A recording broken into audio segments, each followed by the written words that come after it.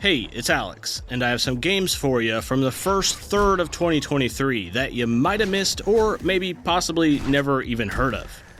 These aren't just totally unknown weird indie games just for the sake of it. These are quality titles actually worth your time that I've been heavily curating throughout this entire year up to this very moment. Consider the games I'm showing in this intro as honorable mentions, but coming up I have a big sandbox open world game that was a big surprise for me, a vibrant Metroidvania with a unique hook, a galaxy hopping roguelite that is very underrated, and crabs. Yeah. Now let's begin, and if you happen to be new here, hit subscribe. First up is Dig Deep In Galaxies, which is an action roguelite that has you digging and killing your way through the galaxy. Each planet you can land on is an entirely new level, with its own gravity and material type along with having its own objectives and rewards.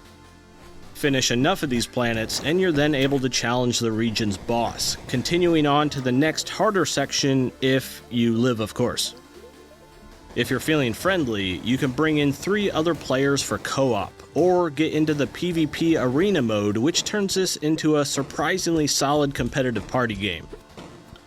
The gameplay is hyper-fast and chaotic, as you can probably tell, with your character able to use melee and ranged weapons of different rarities, chug various potions for temporary buffs, and utilize a character-specific ultimate ability. Your OCD really kicks in as you're constantly chewing through the dirt in search of more and more space cache, while also allowing you to forge your own route through these somewhat randomized areas.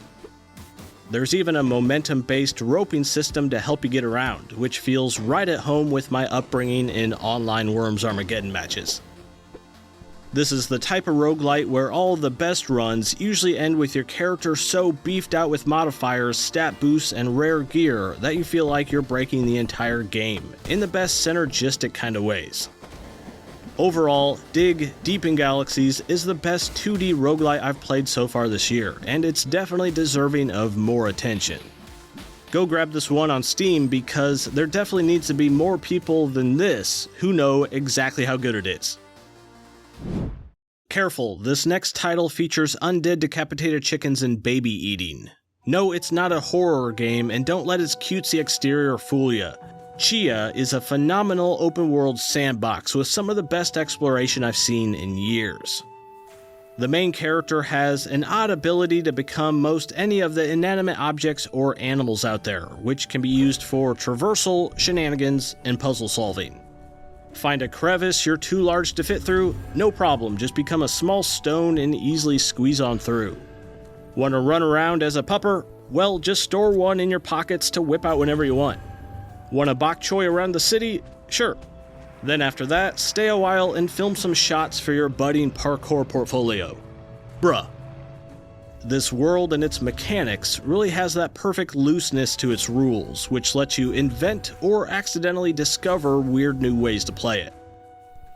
The map is fairly large with side quests to stumble upon, treasure maps to seek out, and a storyline to progress, but just wandering around looking for secrets and upgrades on your own terms is top-tier open-world addiction. For my bloodlust brethren out there who need to have some form of a combat system, yes, this does have combat, but it definitely takes a backseat to the exploration. The map is so meticulously crafted and just jaw-droppingly gorgeous at times though, it makes up for the overall lack of carnage. Except for, that baby gulp from earlier. If you've already seen some stuff about Tchia before and wrote it off as just another feel-good indie game that has little to offer, well, you're missing out, and I almost did too, because this created some of the most memorable moments I've had in an open-world game in years.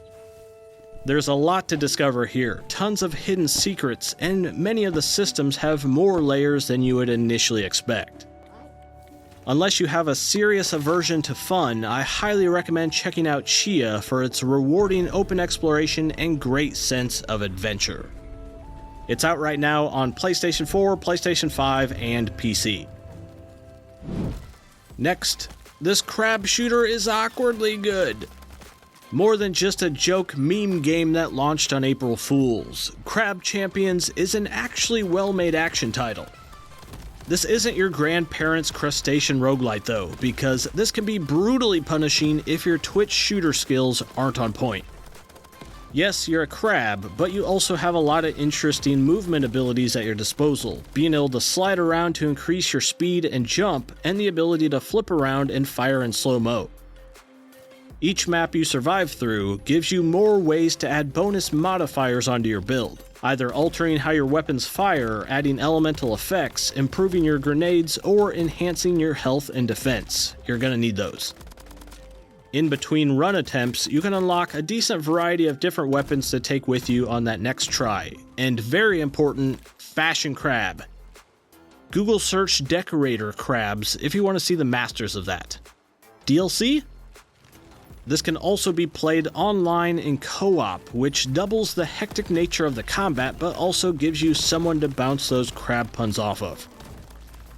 One of the most PC gamers PC shooter I've played, being hyper skill based, a bit weird, while running buttery smooth the whole time. Crab Champions just came out in Steam Early Access, but it's already more addictive than a lot of the other shooter roguelites on the market. Next up is 9 Years of Shadows, which is a colorful Metroidvania with a focus on shifting your character between 4 elemental armor sets. Each will imbue your attacks with different properties and give you access to various traversal abilities. You also have a little bear buddy that follows you around, which can fire projectiles in any direction on the right stick. But the big question, can you hug bear? Yes, and a quick adorable little snuggle will also refill your light gauge, which functions like an ammo or mana resource. The light meter is used to fire projectiles, but it also shields your health bar from taking damage if you keep it with a charge. Exploration is pretty standard Metroidvania style, but with some cool character abilities, like being able to echo the dolphin up through water sources, float around on rising heat elements, or traverse through small tunnel systems. Enemies that you'll come across can be coated in different colored shields, which will force you to shift over to other armor sets pretty frequently. The boss fights are the main highlight of 9 Years of Shadows in my opinion, and are the main reason why it's earned a spot on this list. There are tons of bosses in this. I think there might be actually more boss types than regular enemy types, surprisingly, and for the most part, these are where the combat and use of your abilities really shines. So overall, 9 Years of Shadows has a phenomenal pixelized style full of color, solid exploration that integrates all your character's unique elemental shifting abilities, and numerous great boss fights. If you're a fan of Metroidvanias, check it out right now on PC or later this year on Nintendo Switch. And that's it for now, but let me know some of your favorite picks from this year that you feel that nobody is talking about. Also, shout out to all of the honorable mentions that are worth checking out as well from the intro and this outro section. As always, I'm Alex, hope this helps you kill some free time, and thanks for watching.